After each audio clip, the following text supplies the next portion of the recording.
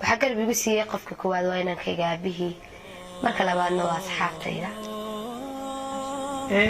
najmo ma ii sharaxi kartaa waxaad ula jeedo inankayga aabihii? kusoo noqoyo daawasho wanaagsan saaxiibayaal, waxaan maanta idin haynaa warar xasaasi ah kuwaas oo ka hadlaya Najma Nashaad iyo Cabdikariin Cali Shaah. balse intaan muuqaalka guda galin waxaan niga codsanayaa inaad video-ga leegno saartaan si kale si share gareysaan barta YouTube-kana subscribe noogu sameysaan.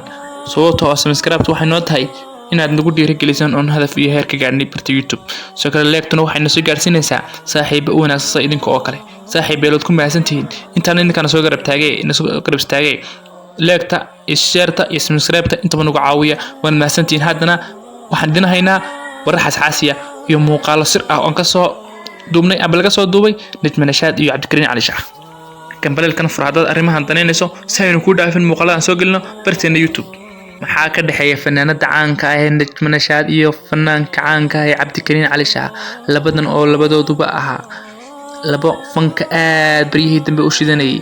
Najma Nashaad oo ahayd marwo nolosha kula midowday saygeeda, balse muddo dhexdaasba haw khilaaf ka dhex taagnaa. haddana la arkay iyadoo muuqaal anshax xumo alla sameynaysa Cabdikariin Cali Shaah. argagax iyo lama arag ku noqotay dadkii ku yaqaanay Najma Nashaad inay nin hore lahayd. saygeedan hadalkan ka arkaysaan ayay muddo dambe kala tageen, mid oo ku tilmaantay inankeeda aabaheed balse aanan ku tilmaamin ninkeeda cusub amba saygeeda oo ixtiraam aan muujin. Cabdikariin Cali Shaah ayaa muddadii ugu dambeysay isaguna dhoosha ka qoslayay isaga oo aad dadka Soomaaliyeed uga shaqeynayeen, balse waxa walba banaanka soo dhigtay heerta ay soo wada qaadeen iyo muuqaalada anshax xumada ay wada sameeyeen labadooduba.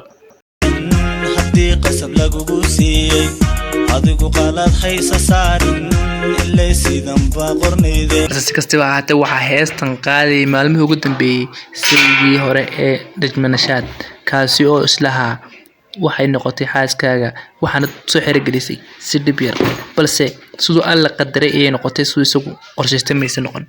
balse waxaan guda galaynaa muuqaalka idinka ayaa indhihiina ka dhigi doona. waan mahadsantihiin saaxiibayaal. hase cadaynta idinku filan waxay tahay ma jirtaa cid ka biici lahayd amba qarin lahayd saygeeda ay nolosha kula midaysan tahay. waxa garab igu siiyay qofka koowaad waa inankayga aabihii marka labaadna waa asxaabtayda. najmo ma ii sharaxi kartaa waxaad ula jeedo inankayga aabihii? saxaafow waa ku maqluuba su'aashaas ka gambiya. ileen adiguba damiir baad leedahay maskaxna waad leedahay, bal isweydii maxay uga gambatay su'aashan amba uga jawaabi weyday. sidoo kale su'aashan kale ee la weydiinayo iyadana bal daawa.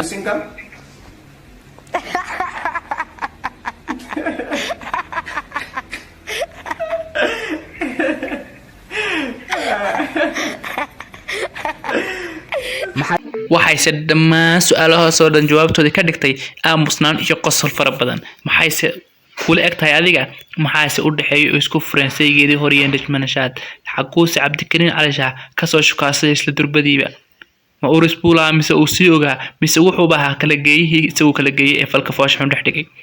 su'aalaha iyo su'aal kale dadka qaba dhammaantood commentka aan noogu reebeen. saaxiibayaal videogana leeg saara. waanad mahadsantihiin dhammaantiinba.